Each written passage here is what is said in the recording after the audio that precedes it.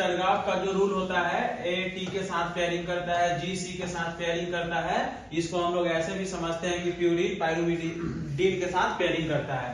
जो प्यूरिन होता है, प्यूरिन में ए जी आते हैं, एडेनिन ग्वानिन, एंड पायरुविडिन में CUT, ऐसे याद रखेंगे हम लोग। साइटोसिन, यूरासिल, थाइमिन, ये सब चीजें होता है, अपोजिट पेयरिंग होता है।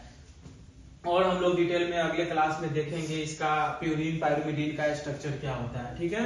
The base pairing confirm a very unique property to the polynucleotide chain, they are said to be the complementary to each other. जो बेस पेयरिंग होते हैं वो एक दूसरे के कॉम्प्लीमेंट्री होते हैं। कॉम्प्लीमेंट्री का मतलब क्या है, ए टी के साथ पेयरिंग करते हैं एंड जी सी के साथ पेयरिंग करता है, दिस इज द कॉम्प्लीमेंट्री, ठीक है।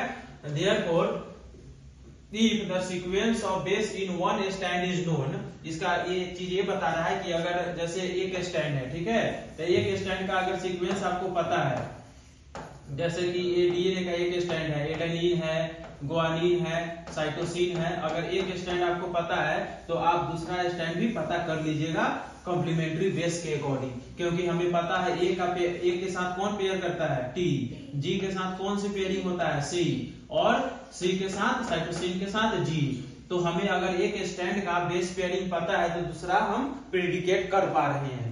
यही बात यहाँ पर लिखा हुआ है, if the sequence of base of one strand is known, then the sequence in another strand can be predicate। दूसरा भी हम लोग जान सकते हैं। Also, if each strand from a DNA, let us call it the parental strand, or act as a template strand for the synthesis of new strand। इसका मतलब क्या है मैं अभी बताता हूँ, जस्ट वेट।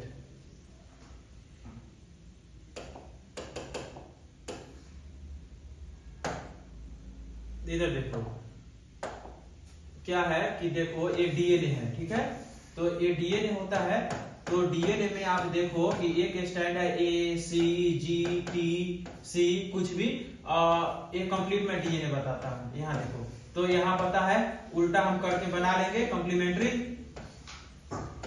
ठीक है। तो ये हमारा पेरेंटल डीएनए है, पेरेंटल डीएनए। अब हम न्यू डीएनए हम बनाने जा रहे हैं। इधर देखो, ये पेरेंटल डीएनए का ये था 5' A3 A5, ठीक है। चलो अब इस स्टैंड को मैं यहाँ लिख रहा हूं, तो ये है 5', ये है 3'। यहाँ क्या क्या थे, nitrogenous base A C G T C, ये सब है, ठीक है। फिर इस स्टैंड को मैं अलग कर रहा हूं, तो ये था 3', ये था 5'। इस पर क्या थे, A G C C T। यहाँ देखो AT होगा, यहाँ पर A होगा, ओके। ATGC होना है, ओके, ATGC, ठीक है, AT और GC, ओके। चलो इसी सीक्वेंस को इधर मैचिंग कर लेता हूँ, ACGTC, ये ठीक है, TGC A, ओके। अब देखो ये हमारा ये डीएनए में रिप्लिकेशन कर रहा हूं, डीएनए से ही डीएनए बनता है, तो ये क्या है कि एक डीएनए दोनों स्टैंड अलग अलग हुआ। अब इसी के कॉम्प्लीमेंट्री न्यू स्टैंड बनना है, इसी के कॉम्प्लीमेंट्री न्यू स्टैंड बनना है। तो न्यू स्टैंड हम लोग बना पाएंगे ना, बेस के अकॉर्डिंग हम लोग प्रेडिकेट कर लेंगे, कॉम्प्लीमेंट्री यहाँ पर लगा देंगे। सबको पता है ए का टी होना है, जी का सी होना है, सी होना है, ए होना है, जी होना है।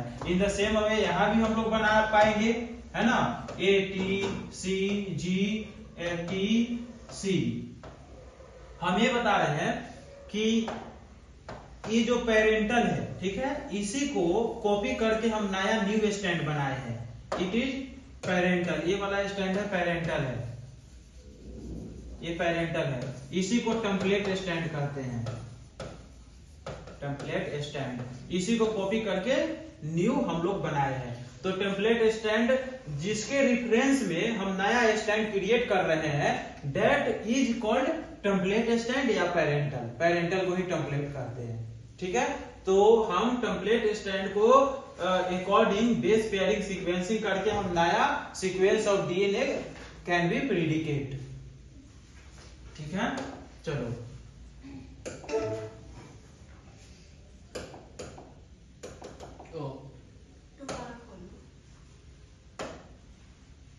स्टॉप हो जा, ठीक है।